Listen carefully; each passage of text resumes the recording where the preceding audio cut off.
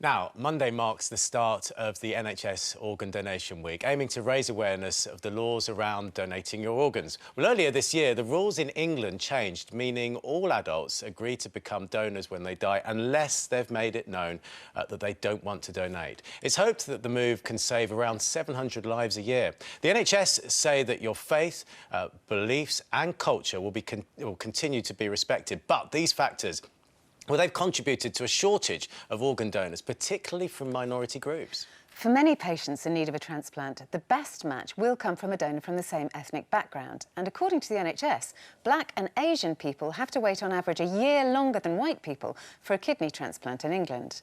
And Sofwa Kangwa went on a personal journey to find out why these issues exist and the efforts being made to ensure there are more donors from all backgrounds.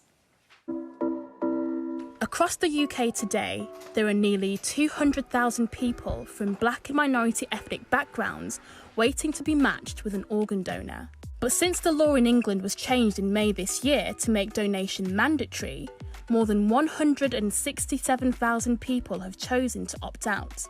According to the NHS, almost a quarter of them are Black or Asian. I want to find out why so many people from a background like mine decide not to donate. I've been an A&E nurse for about 19 years. So I've come to meet nurse Tamara Vega, who's often on the front line at the very moment those decisions are made. Tamara, why do BAME people decide not to donate their organs? Faith and religion is one of the major reasons why we get a no for organ donation. Some of the reasons we've been given is we want our loved one to be buried whole, or our religion just doesn't believe in it. Why is community outreach so important? It's really just trying to get the message across way before it gets to the point where their loved one is dying. And for it to be kind of a normal conversation. But there's still a long way to go for attitudes to change. One person who knows this all too well is Ashley Assoumani. By day, he's better known as BBC Radio 1 Extra's DJ Ace. bbc.co.uk/1extra. But by night, he's a patient here at the Sutton Dialysis Unit. 4 nights a week, for 4 hours at a time, hooked up to a dialysis machine. The average waiting time for a new kidney can be up to 3 years, but for Black and minority ethnic patients, it can take up to 7 years to find a match. Ashley's already been waiting more than 24 months for a transplant.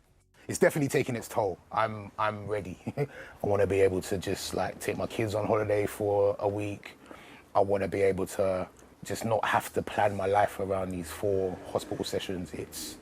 It's draining. The long wait is also down to people from Black and minority ethnic backgrounds being more likely to get ill with conditions that can lead to the need for a replacement organ. This is combined with a shortage of donors from these backgrounds. Ashley thinks that's down to deep-rooted cultural scepticism. When I was filling out my driver's license form at 17, and I went to my mum oh, Mum, do I fill out this donor bit? And she was like, no, we don't do that, we don't do that. If she feels that way, I'm pretty sure her peers felt that way, and I'm pretty sure my peers would have got that from their parents as well. Ashley is describing attitudes that I'm all too familiar with. I've been giving blood for years, and I'm all for organ donation. But when this letter came through about blood and organ donation, both my mum and dad were concerned. I'm meeting with my dad Joseph to see if I can learn more about where these attitudes come from. What went through your mind when you found out that I was on the organ donation list? It was mixed emotions. It was something that we hadn't discussed as a family over what happens to your body when you die. And so there was an element of guilt. But when I look back even now, I understand. This is not just my family. I think it's typical of most African families. Attitudes are changing though, and my dad is one of many reassessing their position on the issue. I think when you become a parent, it changes your mindset. I realized that any of my children would be so vulnerable because there wouldn't be a match. When we had a discussion with your mum, I said, but if it was My daughter, who was wanting my kidney, would you stop me giving? And she said, no, she would allow me to. Would I give any of my organs away? Unquestionably, yes. Positive change is happening elsewhere too. Aspects of the Hindu faith support the concept of organ donation. I'm meeting Shivam Kakad, whose father Bharat died suddenly after a heart attack last year. Tell me about Hinduism. What does it teach and what does it say about organ donation? There's so much in the scriptures of Hinduism. We can look at dan or seva. These are some of the words of acts of selflessness and giving and charitable work, which is what my father believed in a lot. It all supported organ donation. So we just really felt that we were doing his final act of seva, which is effectively his last piece of charity work that he could do.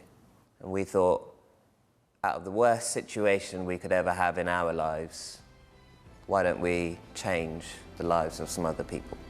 I'm encouraged to hear perceptions of organ donation amongst Black and minority ethnic communities are changing. And for those waiting for life-saving organs, that shift can't come too soon. I just think we need to just have these conversations more, because no one's talking about it. I'm pretty sure I'll get a kidney at some point soon, and even after I do, I think it's important that I continue to spread the message and spread awareness.